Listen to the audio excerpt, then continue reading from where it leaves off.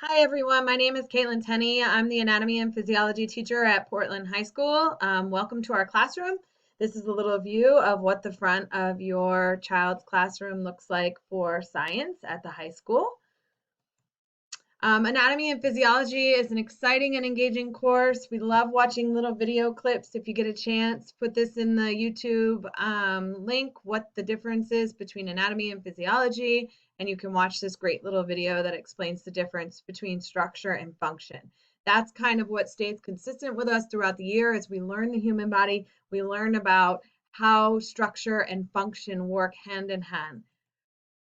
Okay, so how to contact me. If you need me, here's another great picture of our beautiful classroom at the high school. You can email me at ctenney@portlandconnecticut.us. Everyone should have received an email from me by now. If you haven't, please reach out to me. ctenney@portlandconnecticut.us. Feel free to email me whenever you need to. I check my email all the time.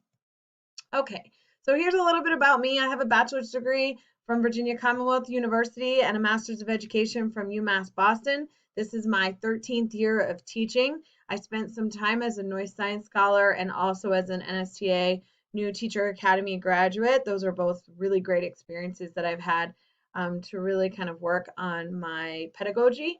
And I am happily married for 8 years with twin daughters who are 6, and this is our little dog, Rosie. So what you and your child can do to be successful in anatomy and physiology, it's really important as the caregiver to check in with your child from time to time, ask them what he or she is doing in science, ask them how you can help them stay organized, and also check Aspen. When you get a chance, check Aspen. See if there's anything that you have any questions about. Feel free to encourage your student to come see me about their grades. At this point, as juniors and seniors, I highly recommend that we encourage independence skills when talking to the teachers about their grades. And this kind of just is a really good skill to have as they become more independent as young adults. And as far as students, what they can do to be more successful is ask me questions. I always tell them there's never too many questions you can ask me. Stay organized, be prepared, check your Aspen weekly, check to make sure your grades are up to date, and email me if you ever need any one-on-one time. That's what I'm here for. And I'm happy to help your child with a one-on-one Google Meet or meeting before or after school. You just got to let me know.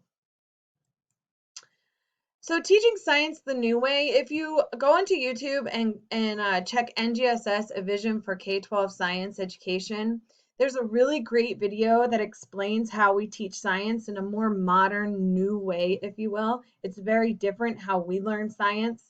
And so I highly recommend, if you're curious to see how we're teaching science the new way, this is a great video to get you started. Here's our course outline. We plan to start with Intro to A&P, which is what we're currently doing in class, covering tissues or histology, and then the 11 organ systems.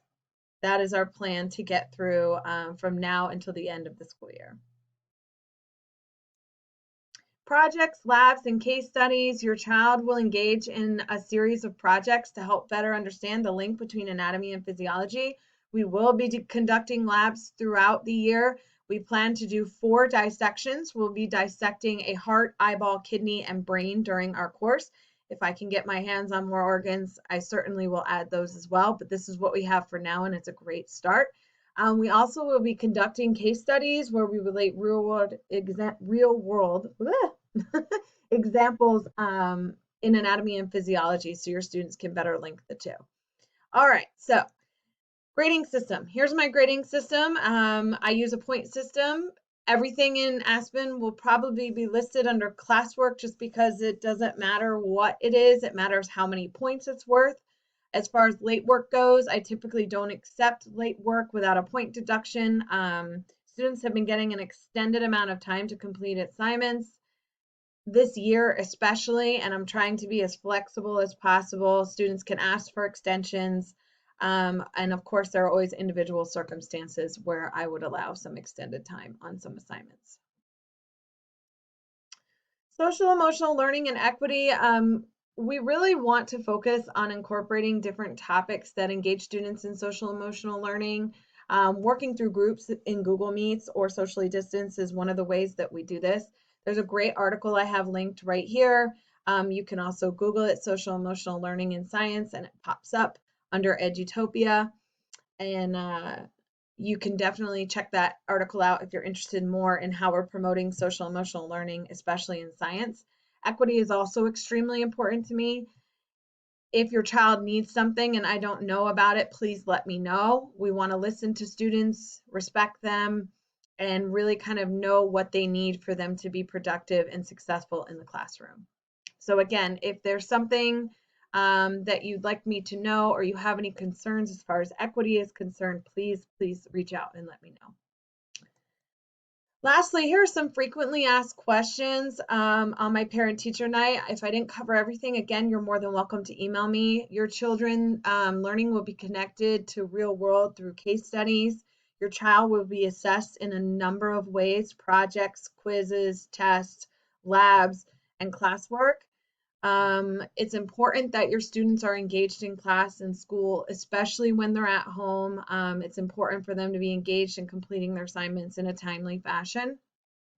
What skills and mindsets should our child be developing in this class? We really want to promote scientific thinking, inquiry-based, and problem solving.